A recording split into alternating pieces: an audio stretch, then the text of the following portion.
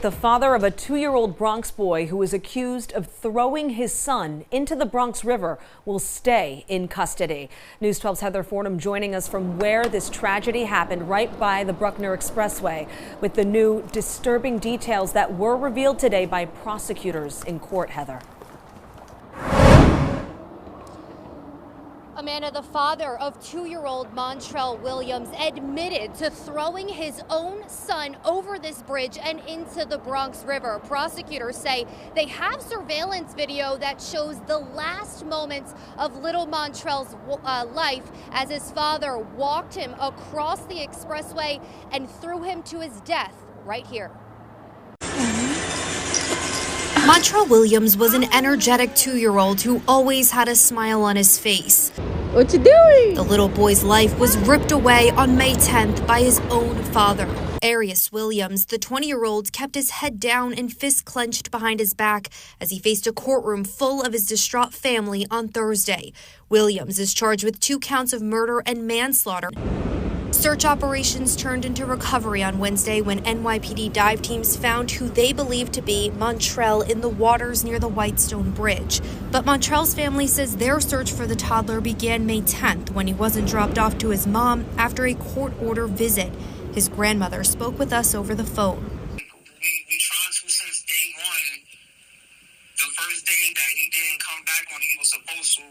First thing we did was call the police, and they said it was an emergency. Montrell's mother went to family court, and when Williams still refused to say where little Montrell was, a judge ordered his arrest on May 20th. 10 days later, the toddler's mom saw Williams in the street and approached him asking where Montrell was. She says he took her to St. Mary's Park, threatened her with a knife, and said he threw the little boy into the river. That confession prompted the NYPD to send dive teams on their search in the Bronx River more than a month after Montrell first went missing. It'll be a thorough investigation to know why it took so long. Williams' family says he was acting elusive and refused to disclose where Montrell was over the last month. The NYPD says they are now opening an internal investigation into Montrell's family's initial report when they first tried to report him missing a month ago. Just a tragedy here tonight. Video shows the aftermath of police responding to a 311 complaint that turned violent in East Tremont. 4 people were arrested and 3 officers were injured. News 12's Heather Fordham spoke with witnesses and police who have different stories on what unfolded. A 311 noise complaint escalated into a violent clash between police and a group of people barbecuing on Thursday night in East Tremont. I told him like a couple of times, please give me my son. My son's crying. He's crying too much. I never seen my son like that. Please, please. And they pushed me again 2 times. The husband of the woman arrested says their car was double parked on East 180th Street and Anthony Avenue when officers arrived and told the group to pack it up and leave. Police claim the woman grabbed an officer's vest and scratched him in the face when he began to write her a parking ticket. A friend who witnessed the encounter says she was just trying to move her car as instructed. We was packing up our stuff. All of a sudden, one of our friends' wives had the baby in her hand. She went to move her car that was double parked, and the cops just grabbed her without letting her get in the car with the baby in her hand. So that's when everything erupted. All the guys started yelling at the cops like, yo, what are y'all doing? That's a female, that's a baby. Police say when the crowd didn't leave, they called for backup and claimed that 2 Bronx men in the group punched several officers, while a 3rd man from New Jersey climbed onto a vehicle and pushed officers before being arrested. We have not yet gotten video showing the moments police first responded to the scene, showing exactly what led up to the arrest. One of my friends got tased. He came around this corner because he was trying to get away from the taser, and then he ended up right here on the floor, and that's when the cops came and they started punching him and beating on him on the curve. He was not resisting. He had his hands out. 4 people were arrested and 1 person was given a summons for disorderly conduct. This man was taken to the hospital while the NYPD says 3 of their officers were hurt. The husband of the wife involved says his wife only speaks Spanish and the language barrier could have played a role. Something crazy, God. What I going to say to my daughter? I don't have nothing to say. Tell her about your mom's coming later, but you told me my mom's coming later, but where she at? In East Tremont, Heather Fordham, News 12, The Bronx. We are learning that construction work that led to a deadly roof collapse today was being done illegally. News 12's Nadia Galindo is in Marine Park with the latest details tonight. Nadia. Amanda, that illegal work was being done in the back of this business, which neighbors say has been closed for months now. But I want to turn your attention to these notices put on the business today. You can see there's a vacate order and a slew of summonses, all for this deadly construction job. A swift response by first responders after the roof collapsed at the shuttered T Steakhouse on Quinton Road. The roof came down is one piece. I'm going to say it's about a 5-inch slab of concrete that's about 10 feet by 12 feet, came down and pinned the victim. It happened just before 9 this morning, and according to the FDNY, crews had to use heavy equipment to lift the slab from the pinned worker, who later died. After the collapse, a woman working next door says she heard a heart-wrenching sound. I hear there was a man screaming, but just screaming like very short, like maybe 2 or 3 times. And then after that, I don't hear nothing. Neighbors say they didn't know the business was under construction. Nobody seems to know that they were working on it because I guess it was inside. So it's been closed now for a few months. The Department of Buildings says they've issued violations to the property owner for work without a permit and failure to maintain the structure. The construction involving demolishing a walk-in freezer and commercial kitchen. The FDNY also issuing violations for electrical hazards and fire-related construction. And we're told that the building owner was not on site today or reachable. We also looked into the history of this building and found that there are previous violations. Of course, stick with us as we learn more about this situation. In Marine Park, I'm Nadia Galindo, News 12 Brooklyn. Breaking tonight, new information in the high-profile disappearance of a beloved Sullivan County woman. Federal officials now say she was murdered and that a drug trafficker is under arrest. Our Blaze Gomez has the latest details in this case.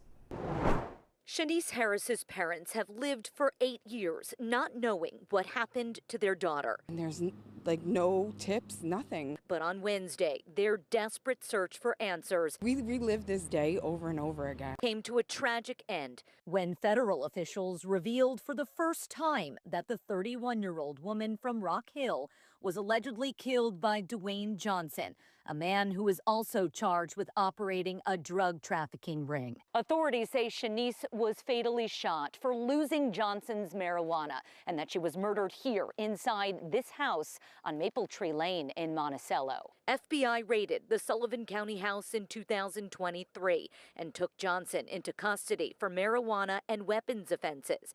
They say more than 30 firearms were found inside. We tried talking to neighbors. We don't have to show your face. We're just trying to talk to neighbors. But they didn't want to be on camera. One woman said she remembers the raid but didn't want to be interviewed because Johnson's family still lives nearby. Federal officials haven't said if Harris's body was found, but sources say FBI were searching for her remains at a property in Mamakating. Johnson is also charged with weapons and drug offenses. He could face the death penalty for Harris's murder. In Monticello, Blaze Gomez, News 12. And we reached out to the Harris family and are waiting to hear back. An Orange County home health aide is facing charges in a disturbing case of elder abuse tonight, and that abuse was caught on video. Blaze Gomez spoke to the victim's family, but a warning first, this video may be disturbing to some of you.